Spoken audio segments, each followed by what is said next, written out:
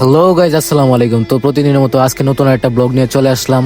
এখন আমি আছি সৌদি আরব সাগরের দাম্মামে। তাকে আমি আসলে সৌদি আরবে আসছি কিছুদিন হলো। আসলে এই সৌদি আরবের দেশটা এতটুকু সুন্দর, মনোমুগ্ধকর।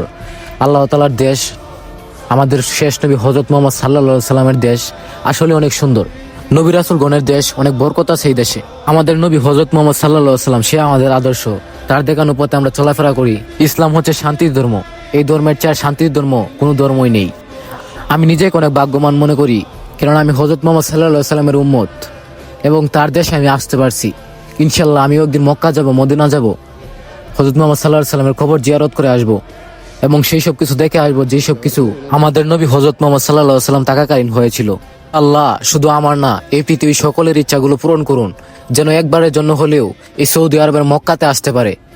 আমি আমার প্রাণপ্রিয় নবী হযরত মুহাম্মদ সাল্লাল্লাহু আলাইহি সাল্লামকে মন থেকে ভালোবাসি। শুধুমাত্র আল্লাহ তাআলা চাইছেন বিদায় আমি বাংলাদেশ থেকে সৌদি আরবে আসতে পারছি, আমি আমার নবীর দেশে আসতে পারছি। আপনারাও সবাই চাইলে আসতে পারবেন। মন থেকে দোয়া করেন। আলহামদুলিল্লাহ, আমি ধন্য। তো গাইজ, আজকে আর কিছু বলবো না। সবাই আমাদের হযরত মুহাম্মদ সাল্লাল্লাহু আলাইহি সাল্লাম দেখানো পথ অনুসরণ করবেন। তো গাইজ, বিদায় নিলাম। আল্লাহ হাফেজ। আসসালামু আলাইকুম।